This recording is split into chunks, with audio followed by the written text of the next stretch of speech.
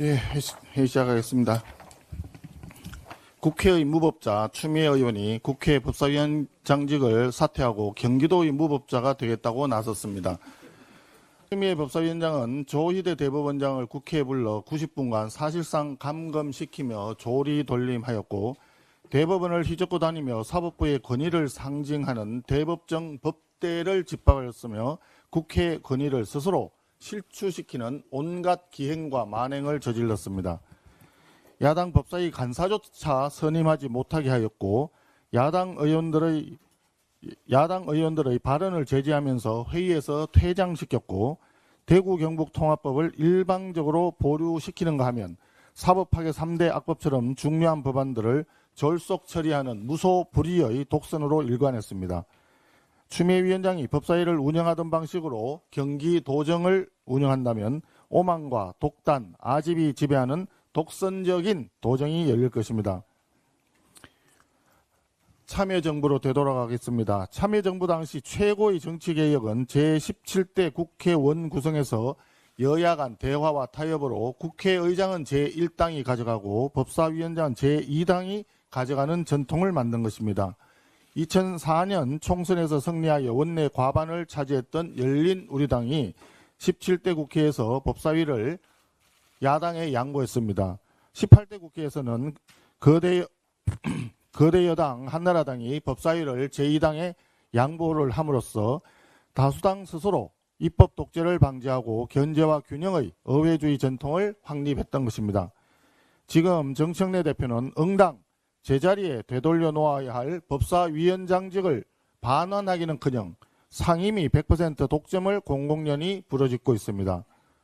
법사위를 제2당에 맡기는 관례가 참여정부 당시 만들어졌다면 여야 의석수에 따른 상임위원장 배분의 전통은 40년 전 87년 민주화 이후 13대 국회에서 만들어진 것입니다. 집권여당이 상임위원장을 100% 독식하겠다는 것은 노무현 이전을 넘어서 87년 민주화 이전으로 되돌아가겠다는 역사적 퇴행에 불과합니다. 그런데 정청래 대표는 어제 봉화마을에 가서 노무현 대통령 묘역 앞에서 눈시울을 붉혔습니다. 노 대통령의 사위인 더불어민주당 곽상은 의원의 말대로 정치적 이익을 위해서 노무현 대통령을 소환하는 것은 올바른 태도가 아닙니다. 노무현 대통령 시절에 우리 국회가 이룩한 정치개혁의 정신을 지키는 것이 진정한 추모일 것입니다.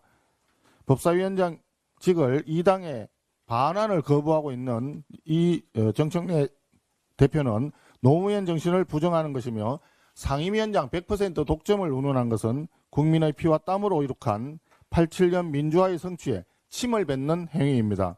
필요할 때만 노무현 대통령을 소환하며 악의의 눈물을 흘리고 뒤돌아서서는 민주주의를 배신하는 나쁜 정치를 중단하기 바랍니다. 트럼프 대통령의 이란 공격 보류 소식으로 유가가 10%가량 하락했습니다. 다행이지만 이를 위기 해소로 보는 것은 섣부른 판단입니다. 국제에너지기구 사무총장은 시장 정상화까지 최소 6개월이 소요될 것이라고 전망했고, 이코노미스트 역시 전쟁이 즉시 종료되더라도 최소한 4개월 이상의 충격이 불가피하다고 분석했습니다. 다소 안정을 찾긴 했지만 어제 원달러 환율이 1,510원을 넘어섰고 코스피는 5,500선이 붕괴되었습니다. 이처럼 경제가 요동치는 상황에도 불구하고 여당은 상임위원장 독식과 같은 정략에만 몰두하고 있습니다. 국민의 삶이 근본적으로 흔들리고 있는데 여당의 권력 노름이 국민들에게 도대체 무슨 의미가 있겠습니까? 정부 여당에 촉구합니다. 지금 필요한 것은 위기에 대한 근본적인 대응입니다. 에너지 수입 다변화를 위해 아프리카, 남미 등 대체 공급선 확보와 함께 러시아산 원유 도입이나 우회 수입을 위한 외교적 노력까지 필요한 상황입니다. 동시에 환율 안정을 위해서 미국, 유럽, 싱가포르, 사우디 등과의 통화수합 체계를 적극 추진해서 외환시장 안정화 조치를 강화해야 합니다. 또한 지금 얘기하고 있는 선거 추경은 해법이 될 수 없습니다.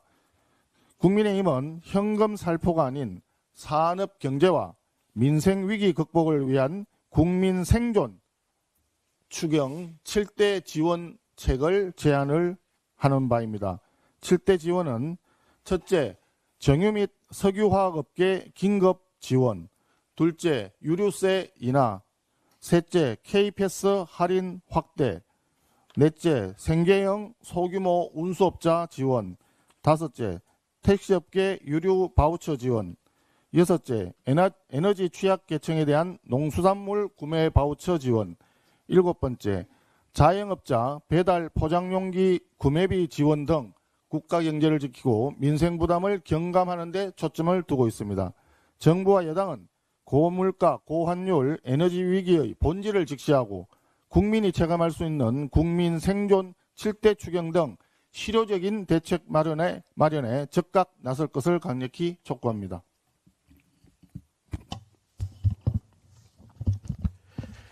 최근 조사에 따르면 서울 아파트 평균 월세가 150만 원을 넘어섰습니다. 연간으로 보면 1,800만 원을 주거비로 지출해야 한다는 의미입니다. 이제 월세는 국민 다수의 삶을 압박하는 구조적 부담이 되고 있습니다. 그런데 제도는 현실을 따라가지 못하고 있습니다. 현재 월세 세액 공제는 연간 공제 대상 한도가 1,000만 원에 불과하고 세액 공제율 15%에 그치고 있습니다.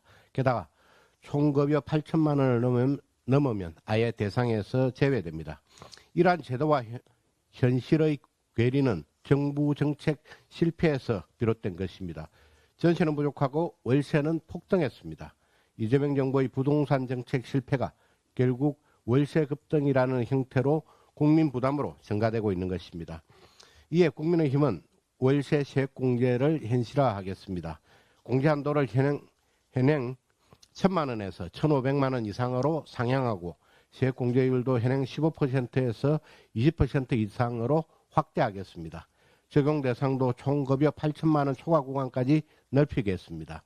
아울러 월세뿐만 아니라 관리비까지 세액 공제 대상에 포함하는 방안도 신설하겠습니다.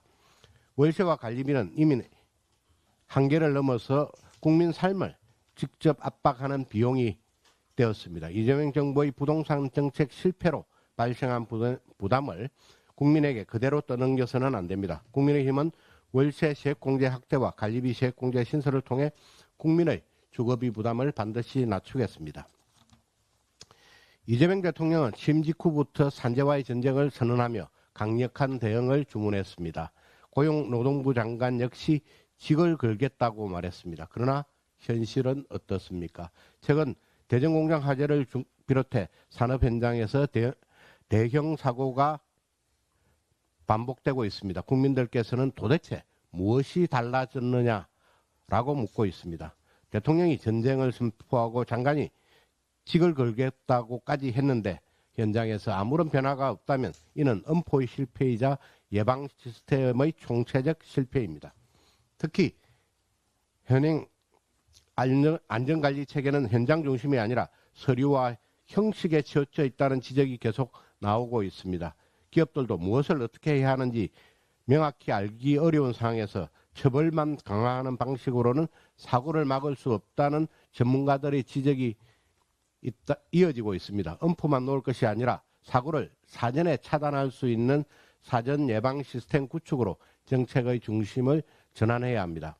고용노동부 장관은 직을 걸겠다고 말씀하셨습니다. 그렇다면 이번 사고 처리 이후 그 발언에 걸맞은 결단이 무엇인지 분명히 보여주기 바랍니다. 국민의 생명과 안전은 어떤 정책보다 우선입니다. 정부는 이제라도 보여주기식 대응을 버리고 현장에서 실제로 작동하는 실질적인 산재 예방 대책을 내놓기 바랍니다.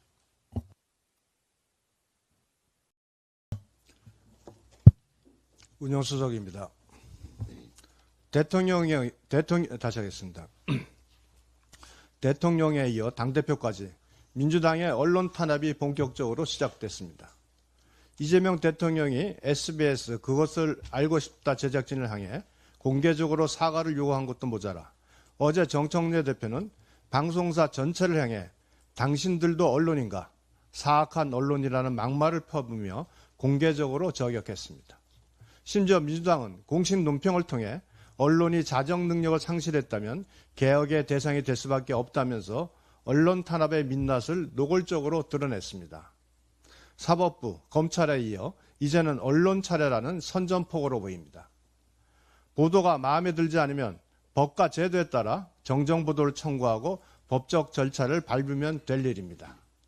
대통령이 되자마자 사법부를 권력의 발 아래 두고 검찰을 파괴하더니 언론의 자유 정도는 이제 눈에 보이지도 않는 모양입니다. 법과 제도가 아닌 권력으로 언론을 겁박하여 마음대로 움직이려 한다면 그것은 민주주의가 아니라 독재입니다. 민주당이 사법 파괴와 언론 탄압을 이어가면서 노무현 전 대통령을 찾는 모습은 참담하며 기괴하기까지 합니다.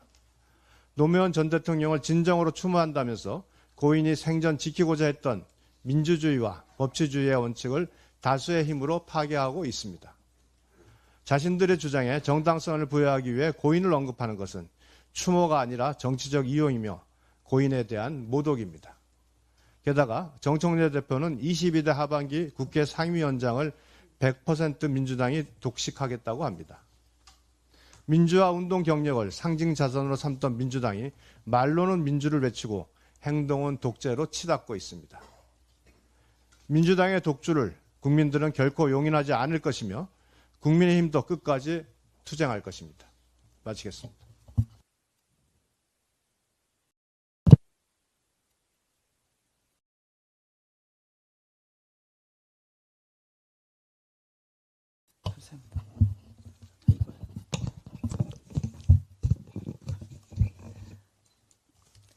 유튜버 쯔양을 협박해서 실형이 확정된 가해자 구제역 측이 민주당과 이재명 대통령께 감사하다면서 결국 사심제를 신청했습니다.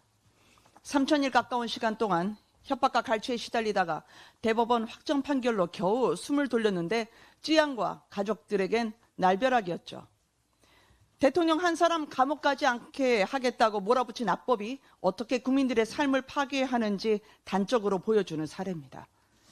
끝날 때까지 끝난 게 아니다. 인생 역전, 패자부활, 기회의 나라를 이재명 정부는 범죄자와 함께 이뤄내고 있습니다. 패자부활이 아니라 범죄자 부활이죠. 사심제는 시행 일주일 만에 100건 넘는 청구가 쏟아졌습니다. 연간 최대 15,000건 이상 몰릴 것이라는 전망입니다. 이 중엔 파렴치 범죄가 다수입니다. 피해자 괴롭히기 위해서 재판으로 시간 끄는 범죄자, 돈 많은 가해자들이 이 제도를 악용하고 있는 거죠. 야당으로서 악법을 막지 못해 참담하고 죄송합니다. 이 악법은 폐지돼야 마땅합니다. 그러나 그 전에 당장의 피해 확산을 막기 위해서 적용을 엄격히 제한하는 긴급 보완 입법을 준비하고 있습니다. 파렴치 범죄, 악의적인 공갈, 협박범 등 특정 강력 범죄군에 대해서는 원칙적으로 배제하는 예외 규정을 두겠습니다.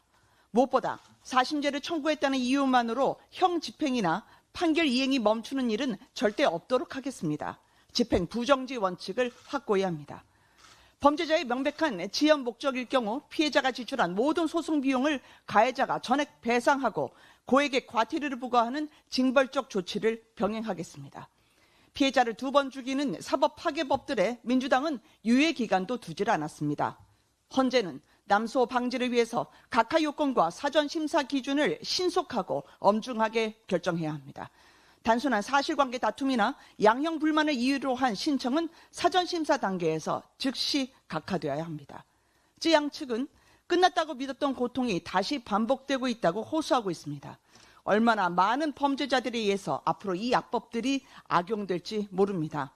법이 가해자를 피해자로 둔갑시켜주는 사법가해, 피해자의 아픔을 범죄자가 비웃는 이 사법 재앙을 국민의힘이 멈추겠습니다. 이상입니다. 재경희 간사 박수영입니다. 어제 박홍근 기획예산처 장관 후보자에 대한 인사청문회가 열렸습니다. 박 후보자는 여러 면에서 국민 눈높이에 맞지 않는 유감스러운 모습을 보였습니다. 먼저 주적 문제입니다. 박 후보자는 1992년 전대협 의장군한 대행 당시 주한미군 철수, 연방제 통일투쟁, 국가보안법 철폐 등 각종 행사와 기자회견 등을 통해 주장해서 국가보안법과 폭처법, 화염병 사용 처벌에 관한 법률 등 위반으로 징역 1년 6월, 집행유예 2년을 받았습니다. 이에 우리 국민의힘은 아직도 학생운동 시절과 같은 생각인지와 주적이 북한인지 수차례 되물었습니다. 이는 단순한 색깔론이 아니었습니다. 종북주의자가 대한민국의 국무위원, 특히 나라 국간을 지키는 자리를 맡아서는 안 되기 때문입니다. 특히 어제 북한의 김정은은 헌법을 개정하면서 우리나라를 가장 적대적인 국가로 못 박았는데 유독 이재명 정권의 교육부 총리, 노동부 장관 등 국무위원들은 왜 주적을 주적이라 부르지 못하는지 의구심을 갖고 있는 국민들을 대신해 질의한 것입니다. 하지만 박 후보자는 끝내 답변을 회피했습니다. 허위사실 공표 논란도 불거졌습니다. 박 후보자는 본인의 첫 선거였던 19대 총선 선거 공보물에서 과거 정가에 대해서 사면 받았습니다 라고 적었습니다. 그러나 법무부 확인 결과 사면 및 복권을 받은 사실은 없었습니다. 공소시효가 지나서 허위사실 공표에 대한 법적 처벌은 할 수 없지만은 당시 박 후보자가 허위사실과 함께 0.86% 단 854표 차로 이겼다는 점, 그리고 그 선거가 박 후보자를 지금의 자리로 이끌었다는 점에서 도의적인 책임을 회피할 수는 없을 것입니다. 경제에 대한 전문성도 실망스러운 부분이 눈에 띄었습니다. 박 후보자는 지속 가능한 적극 행정, 지속 가능한 적극 재정을 펼치고 탑다운 예산과 국민 참여 예산을 동시에 실현하겠다고 하는 등 따뜻한 아이스 아메리카노처럼 앞뒤가 맞지 않는 주장을 반복했습니다. 추경에 따른 물가 상승 우려에 대해서도 고유가와 물가 인상 위험을 추경으로 해소해야 된다는 전혀 경제 원리에 맞지 않는 답변을 내놨습니다. 돈이 풀리면 원화 가치가 떨어지고 물가가 오르는 당연한 이치를 외면하고 고물가에 절규하는 민생 경제에 대한 안일한 인식을 드러낸 것입니다. 또 초과 세수를 활용해서 국채 발행 없는 추경을 하겠다라고 했지만 불확실한 국제 정세로 하반기에 세수가 부족할 경우에 대해서는 명쾌한 답변을 내놓지 못했습니다. 박 후보자가 임명된다면 1999년 기획예산처 탄생 이래 최초의 정치인 출신 장관이 됩니다. 이재명 청와대가 주무부처 장관을 제쳐두고 모든 사안에 만기 칠람하고 있는데 박 후보자가 나라 곳간 책임자로서 역할을 다하면서 이재명 정부의 재정 폭주에 노라고 말할 수 있는 결기가 있는지도 걱정되는 지점이었습니다. 제 경위는 오늘 전체 회의를 엽니다마는 국민의힘은 과연 박 후보자가 대한민국 예산을 총괄할 자질과 능력이 있는지 청문 경과 보고서 채택 여부를 신중히 검토할 것입니다. 예, 국방위 간사입니다. 미국조차 북한을 중대한 위협으로 규정했는데 정부의 대북 정책은 오히려 과거로 돌아가고 있습니다. 지금 한반도 안보 상황은 이미 현실적이고 구체적인 위협 단계에 진입했습니다. 지난 18일 미국 국가정보국은 2026년 연례 위협 평가 보고서를 통해서 북한은 미국 전역에 도달할 수 있는 대륙간 탄도미사일 시험에 성공했다고 공식 평가했습니다. 미국 국가정보국이 2006년부터 해당 보고서를 발간한 이래 북한 ICBM 시험을 성공으로 평가한 것은 이번이 처음입니다. 이는 북한이 이제 미국을 억제하고 한국을 핵으로 위협할 수 있는 전략적 핵전력 단계에 진입했음을 의미합니다.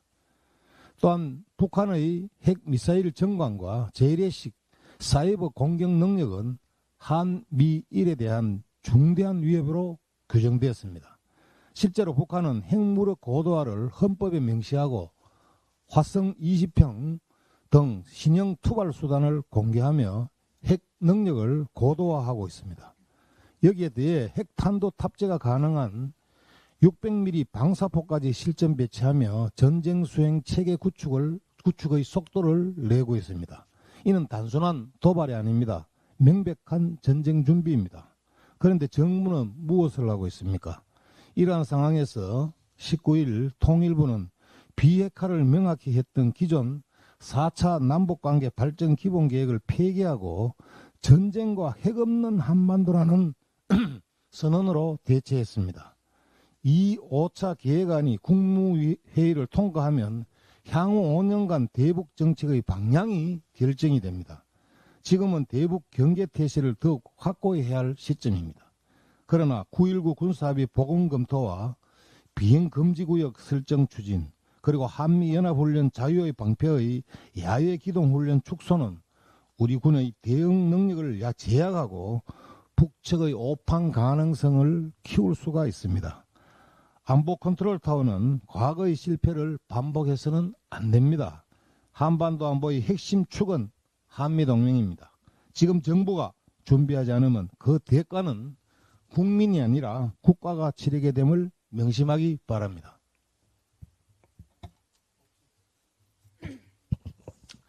보건복지 간사 김미애입니다.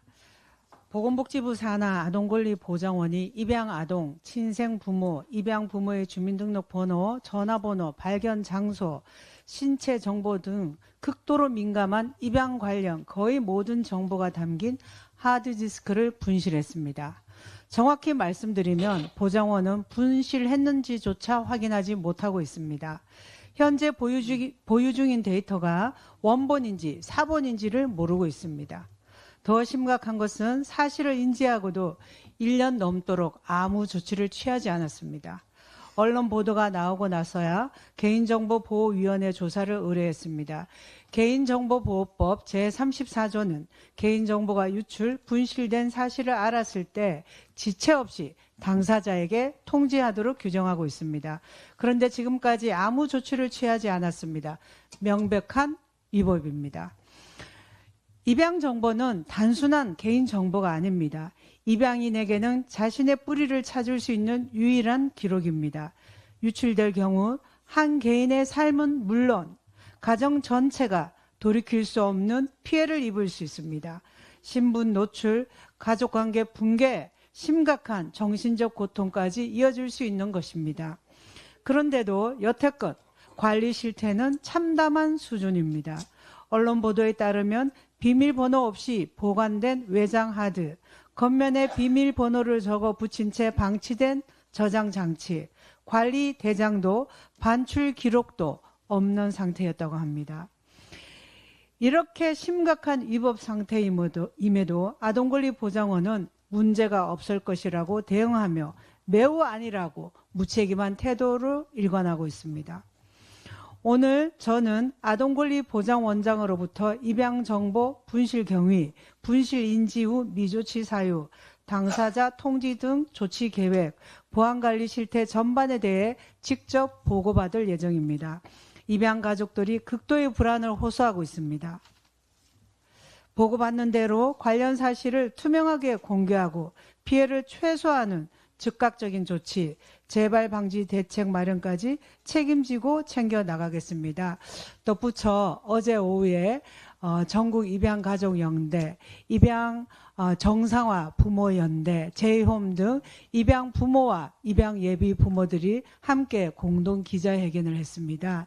이재명 정부는 말뿐이 아니라 진심으로 입양 아동과 입양 부모의 인권 보호를 위한 대책 및 국내 입양 활성화를 위해서 진심을 다하길 다시 한번 촉구합니다. 민주당은 코로나 백신 국정조사를 즉각 수용하라.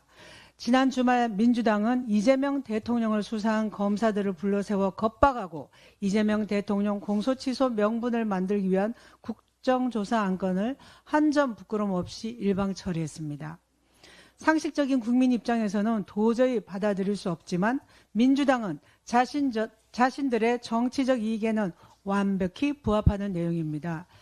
반면 국민의 생명과 안전을 보호하기 위한 목적의 코로나 백신 국정조사는 민주당이 수용하지 않고 있습니다. 대통령 한 사람을 위한 셀프 면죄부를 주는 국정조사는 수단과 방법을 가리지 않고 밀어붙이면서 전 국민을 위한 코로나 백신 국정조사는 외면하고 있습니다. 권력이 어디까지 오만해질 수 있는지 생각하면 치가 떨리고 공포스럽기까지 합니다. 코로나 백신 국정조사는 피해자와 유족들도 강하게 요구하는 사안입니다. 지난 18일 피해자 단체 코로나19 백신 유가족 협의회 코백회는 국회의장 앞으로 공문을 보내 국정조사는 특정 기관이나 개인을 겨냥한 정치적 논쟁이 아니라 국민의 생명과 안전을 위한 국가 정책을 점검하는 책임 있는 절차라며 국정조사를 공식 요청했습니다. 민주당은 백신 피해자들과 유가족의 절규도 정쟁으로 보십니까? 국민의 고통마저 정치적 이해관계로 재단하고 폄훼하는 것입니까? 코로나 백신 이물질 사태는 과거를 들추기 위한 것이 아닙니다. 왜 이런 일이 발생했는지, 그 과정에서 누가 어떤 판단을 했는지, 그리고 다시는 이런 일이 반복되지 않도록 국회가 나서서 책임을 다하자는 것입니다. 무엇이 잘못됐습니까? 국회는 권력을 지키기 위한 기관이 아니라 국민의 기본권 보호를 위해 존재하는 기관입니다. 민주당은 국민의 생명과 안전을 위한 코로나 백신 국정조사에 즉각 응하십시오.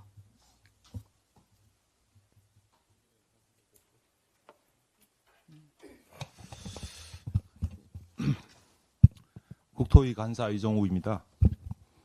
이재명 대통령이 다주택 공직자를 부동산 정책에서 배제하겠다고 밝혔습니다. 부동산 정책 담당자에게 더 엄격한 도덕적 잣대를 요구하는 것은 당연한 일입니다. 하지만 지금 정부의 조치는 국민의 분노를 이용해 묵묵히 일해온 공무원들을 희생양 삼고 정책 실패의 책임을 떠넘기려는 비겁한 정치입니다. 다주택자라는 이유만으로 보직에서 배제하겠다는 발상은 자의적 기준에 따른 차별이며 위헌 소지마저 있는 위험한 조치입니다. 운영 기준부터 모호합니다. 부득이하게 상속받은 지분 0.1채는 어떻게 처리합니까? 집 2채 중 한 채 팔면 면제부를 주는 겁니까? 부모나 자식에게 명의만 넘기면 해결됩니까? 결국 기준은 흔들리고 억울한 사례만 양산될 뿐입니다. 일부 비위 공무원이 있을 수 있습니다. 그러나 공직 사회 전체를 이익 추구 집단으로 몰아가는 것은 공무원 조직 전체에 대한 명백한 모욕입니다. 정책 실패의 책임을 현장 공무원에게 전가하는 순간 국정의 신뢰는 무너집니다. 더 본질적인 문제를 보겠습니다. 부동산 정책은 공무원이 아니라 국회와 권력 핵심부가 결정합니다. 0.1%의 구멍도 있어서는 안 된다며 위헌적인 발상을 굳이 강행하겠다면 그 섯을 푸른 칼날은 힘없는 공무원이 아니라 법을 만들고 정책을 결정하는 권력 핵심부를 향해야 합니다. 진정성이 있다면 민주당 국회의원들의 다주택 해소 계획 그리고 지방선거 공천 기준부터 먼저 제시해야 합니다. 나아가 청와대와 1급 이상 고위직 전원에게 동일한 잣대를 적용하는 것이 국민에 대한 최소한의 도리입니다. 이번 조치는 종부세 인상 등 강도 높은 세제 개편을 앞두고 공직사회의 군기를 잡아 예스맨만 남기려는 시도라는 우려를 낳고 있습니다. 무주택자의 어려움을 이해하겠다면서 정작 유능한 인재의 입을 막고 시장에 대한 합리적 목소리의 싹까지 잘라버리는 결과로 이어질 수 있습니다. 공무원 휴대폰 포렌식, 사상 검증에 이어 이제는 재산 검증까지 이 정부 아래서 공직 수행은 점점 더 위축되고 있습니다. 이런 인사 전행은 공직 사회의 복지 부동을 부르고 결국 그 피해는 국민에게 돌아갈 것입니다. 이재명 정부에 경고합니다. 힘없는 공무원들 때려잡아 생색내고 아파트 물량 뺏을 생각 말고 실질적인 부동산 공급 대책이나 밤새워 고민하시기 바랍니다. 이상입니다. 예, 외통위 간사 김건희입니다. 최근 언론을 통해 통일부가 북한 인권증진위원회를 폐지한 사실이 확인되었습니다. 이 위원회는 지난 정부에서 북한 인권재단이 출범하지 못한 상황을 보완하기 위해 설치된 조직이었습니다. 알려진 대로 북한인권법은 2016년 여야 합의로 통과되었습니다. 그럼에도 법안의 핵심인 북한인권재단은 더불어민주당의 반대로 단 한 차례도 설립되지 못했습니다. 나아가 정동영 통일부 장관은 작년 취임 이후 야당이 국회에서 이사 추천을 촉구하면 아예 필요성을 느끼지 않는다고 답변했습니다. 통일부 소관 법률을 충실히 이행해야 할 책임이 있는 장관의 답변인지 귀를 의심케 했습니다. 엎친 데 덮친 격으로 이번 북한인권증진위원회 폐지로 북한 인권정책 추진에 최소한의 기반마저 무너지게 되었습니다. 북한 인권은 정권에 따라 오락가락할 수 있는 문제가 아닙니다. 대한민국이 국제사회와 함께 지켜야 할 보편적 가치의 문제이기도 하지만 무엇보다 한 민족으로서 북한 주민에 대한 최소한의 도리이기도 합니다. 이재명 정부는 123개 국정과제에 북한 인권재단 설립을 포함한 바 있습니다. 국민과의 약속을 성실히 지키기 바랍니다.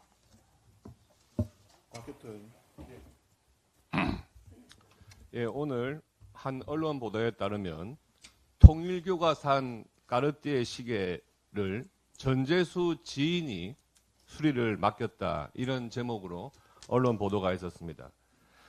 통일교에서 구입한 고급 까르띠에 시계에 대해서 수리를 맡긴 것이 전재수 의원의 지인이라면 이런 우연이 있을 수 있겠습니까?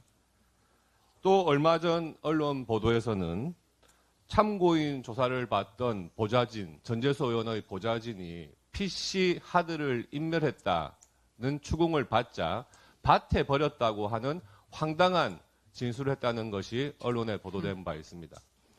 전재수 의원에 대해서는 지금 합수본에서 수사를 하고 있지만 이미 증거 인멸을 하거나 짜 맞추는 진술을 가지고 수사에 임하고 있는 것이 명백해 보입니다. 구속 사유에 해당합니다. 합수본에서는 엄중하고 신속한 수사를 통해서 진실을 명명백백하게 밝히기 바랍니다.